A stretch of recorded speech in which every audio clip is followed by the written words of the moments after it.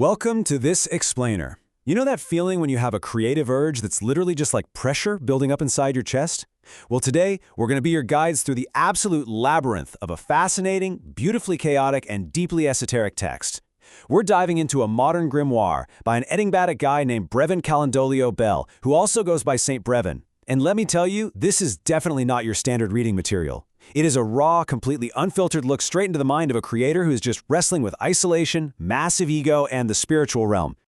Let's actually jump right into this really captivating opening thought from the artist himself. He doesn't look at a creator as, say, a master sculptor carefully chipping away at marble. No, instead, he sees the artist basically as a pressure valve. Artists are releases. It's a pretty profound shift in perspective, right? Art isn't just a hobby or a job. It's a physical, even spiritual, absolute necessity just to let the pressure out. Which, of course, brings us to the core tension of this whole text. What happens when that pressure valve actually gets stuck? Like, what happens when all that creative energy has literally nowhere to go? This is the crucial question that frames our entire exploration today. As you'll see, when constrained energy is just left to boil inside a totally isolated mind, it can spiral into some really profound and honestly sometimes terrifying philosophical descents. So, part 1, the need to release the artist as a conduit. What's super interesting here is how Saint Brevin completely strips away all the pretension we usually slap onto art. You don't need a fancy studio, you definitely don't need the perfect canvas. He boils it all the way down to pure release. The energy doesn't care about the medium at all, it just demands to escape. It's a wildly liberating but also kind of desperate way to view the whole creative process. And this raw need to create, it fueled a seriously gritty, self-taught journey. He explicitly tells us that on day 1, he learned from nothing and no one. For the first 5 years, he was navigating his music production entirely by ear, just figuring it out. By years 6 and 7, it became this grueling, day-by-day development. It's an absolute testament to that unrelenting pressure we were just talking about. I mean, he had to get the sound out, even if he had to teach himself how to do it in total isolation. Moving on to part 2, Ghosts in Broad Daylight. The mundane meets the cosmic. As his isolation deepens, you've got to notice the striking juxtaposition in his reality here. In one breath, he anchors us in something hyperordinary. An old Slavic woman meticulously sweeping the street. It's a super grounded, everyday physical detail. But then, in the exact same breath, he drops this intense spiritual claim, seeing archons or ghosts in broad daylight. You can literally see the boundary between the real world and his internal spiritual world just completely dissolving.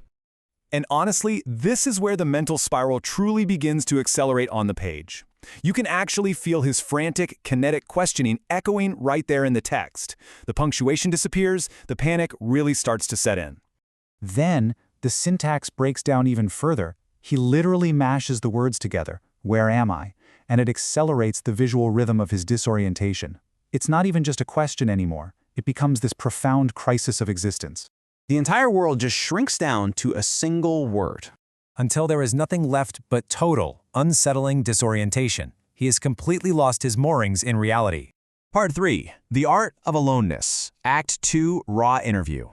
Coming out of that wild spiral, he starts framing himself as this prophet who has been alone for eons.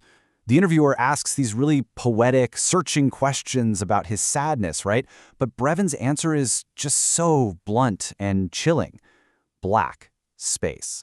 It's empty, it's vast, and it is entirely dark. We are really experiencing the profound depths of his crushing isolation right here. But, there is actually a glimmer of hope. Even deep in that black space, he still identifies as a little angel. When the interviewer asks what makes him feel the pure white, like the total opposite of that dark sadness, his answer is surprisingly grounded. Sunlight, just the everyday ordinary sun. It goes to show that despite all his cosmic wandering, he is somehow still tethered to this simple physical world. Which brings us to part 4, spirits and co-creators, never truly alone. So when his dark black space starts feeling unsafe, he doesn't reach out to other humans. Instead, he reaches out to unseen forces to help build his creative process. And get this, they aren't just muses to him. He calls them active participants, co-creators, collaborators, and even authors.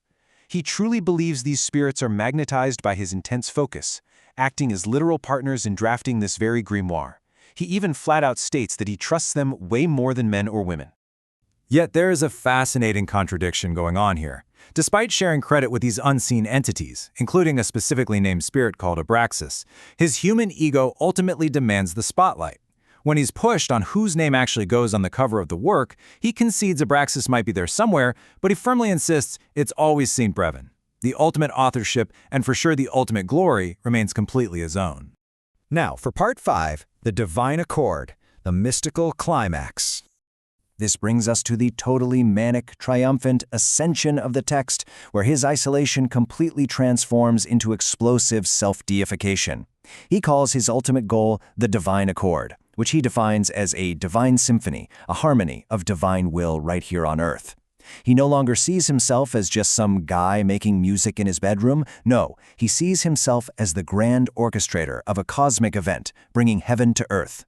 And once again, he just brilliantly balances the super mundane with the unimaginably cosmic. On one hand, he's just a guy watching a little dove waddling on the sidewalk, having a debate with himself about whether he should feed it honey-roasted peanuts.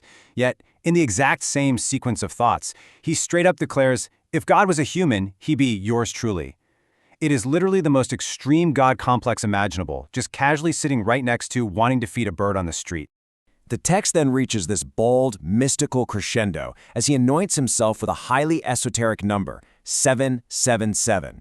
Now, in occult traditions, this isn't just any number. It holds massive magical significance, representing ultimate spiritual attainment. He is basically stamping his work and his own soul with a seal of absolute divine authority. And he takes it a step further. He aggressively paces out a brand new, wildly self-aggrandizing spiritual hierarchy. In this new trinity, he places himself, Bel, smack dab in the middle between the infamous occultist Aleister Crowley and God himself. I mean, it is just a breathtaking display of ego and esoteric madness, fully embracing his newfound identity as a supreme mystical figure. But wait. Just as we, the readers, think he has completely lost his grip on reality, he pulls the curtain back slightly with this quote, "All my melancholy is joy overflowing into exacerbations and dark emo satire." Talk about a massive twist.